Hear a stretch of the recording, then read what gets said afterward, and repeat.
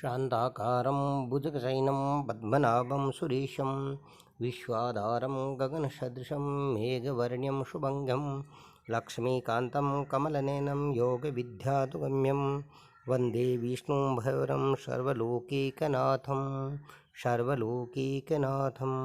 युधिष्ठिर ने पूछा कि हे प्रभु, ये बताएं कि वैशाख शुक्ल पक्ष की एकादशी किस नाम से आती है, इसका क्या फल मिलता है। भगवान ने कृष्ण बोले कि पूर्व काल में परम बुद्धिमान श्री रामचंद्र जी के महर्षि वशिष्ठ जी की ये बात पूछी थी, जैसे आज तुम्हें मुझसे पूछ रहे हो। श्री राम जी ने कहा, भगवान, जो समस्त पापों का क्षयता, सभी प्रकार को दुख का निवारण करने वाली व्रतों में उत्तम व्रत है, उसे सुनना चाहिए। वशिष्ठ जी बोले कि श्री राम जी, तुमने बहुत उत्तम बात पूछी है। मनुष्य तुम्हारा नाम लेने ही सभी पापों से शुद्ध हो जाते हैं, तथा भी लोगों के हित की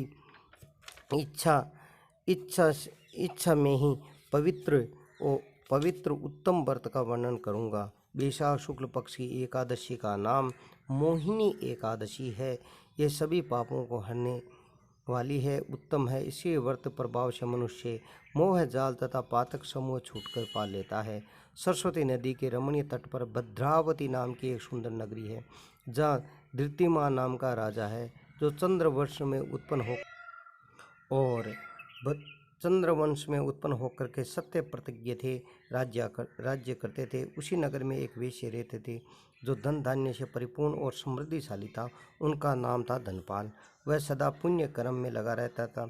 दूसरों के लिए प्याऊ लगाना, कुआं खुदाना, मठ बगीचा पोकर घर निर्माण करवाना, भगवान विष्णु की भक्ति हृदय से अनुराग करता था।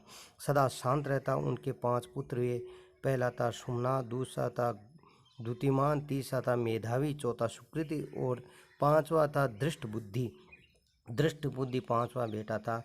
वह सदा बड़े बड़े पापों से पाप करता रहता था, जुआ आदि खेलता था, अशक्त रहता था, वेश्याओं के मिलने के लिए लालायित रहता था। बुद्धि न तो देवताओं के पूजन में लगी रहती, न पितरों और ब्राह्मणों के सत्कार में।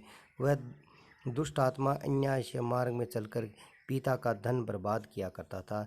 एक दिन वह वेश्या के गले में वह डाल करके चौराहे पर घूम रहा गया। तब पिता ने उन्हें घर से निकाल दिया और बंधु बांधवों ने उनका भी परित्याग कर दिया।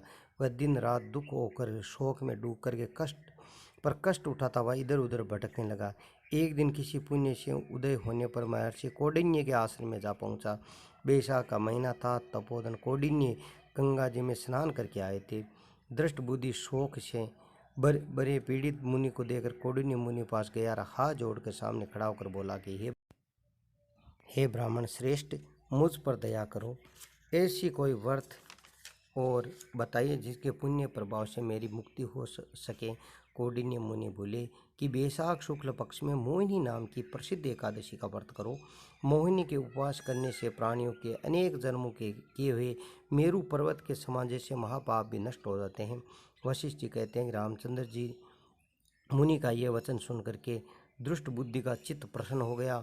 उसे कौंडिन्य के उपदेश से विधि पूर्वक मोहिनी एकादशी का व्रत किया।